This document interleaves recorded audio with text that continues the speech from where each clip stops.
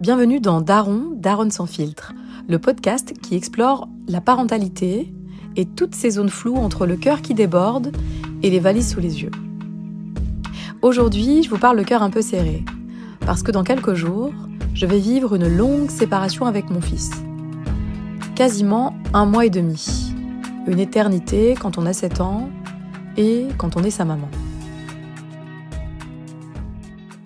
Bon, c'est pas sans émotion que j'enregistre ce podcast et je pense que ça va s'entendre à ma voix, mais bon, on est sans filtre ici. Alors oui, je pars bientôt pour le Festival d'Avignon, 1 mois de scène, d'énergie, de rencontres, de boulot intense, de rêves qui prennent vie. C'est un immense défi pour moi, une opportunité, une fierté, et je m'y prépare comme une guerrière. Mais cette fois, ce n'est pas seulement moi que je dois préparer, c'est aussi mon petit garçon, mon soleil, mon repère du quotidien, mon fils.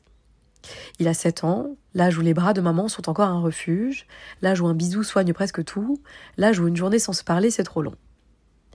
Alors j'ai fait ce que font les mamans en 2025, je lui ai pris un téléphone, un forfait, des appels illimités, en espérant qu'il ne m'appelle pas à minuit pour me dire qu'il a perdu sa chaussette préférée. J'ai croisé surtout les doigts pour qu'il sache s'en servir et pour que son père le lui laisse. Parce que voilà, ce qui rend cette séparation encore plus difficile, c'est l'incertitude.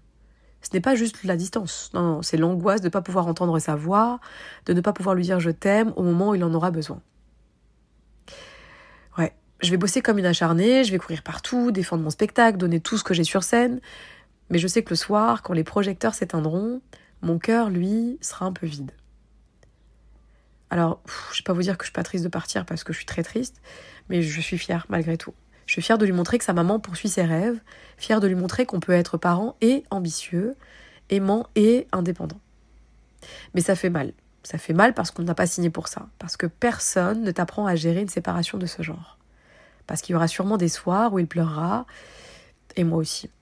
Je me prépare, j'essaie de ritualiser cette séparation, de créer des repères, un message vocal chaque matin, une photo du jour, un petit mot qu'il pourra relire si je ne réponds pas. Je me dis qu'au fond, l'amour, c'est aussi ça.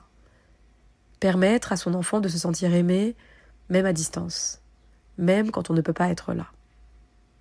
Et je sais qu'on se retrouvera, que je vais lui sauter dans les bras, qu'il va sentir mon odeur, que je vais plonger dans ses yeux, et qu'on va reprendre notre souffle ensemble.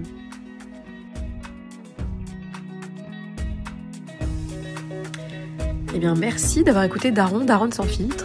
Si vous vivez une séparation, si votre cœur se serre à l'idée de laisser votre enfant, rappelez-vous, ce n'est pas un abandon. C'est une pause, un chapitre différent d'une histoire d'amour infini. On peut être une mère présente ou un père présent, même de loin. Et parfois, pour mieux revenir, il faut aussi savoir partir. Je vous embrasse fort et à très bientôt pour un nouvel épisode.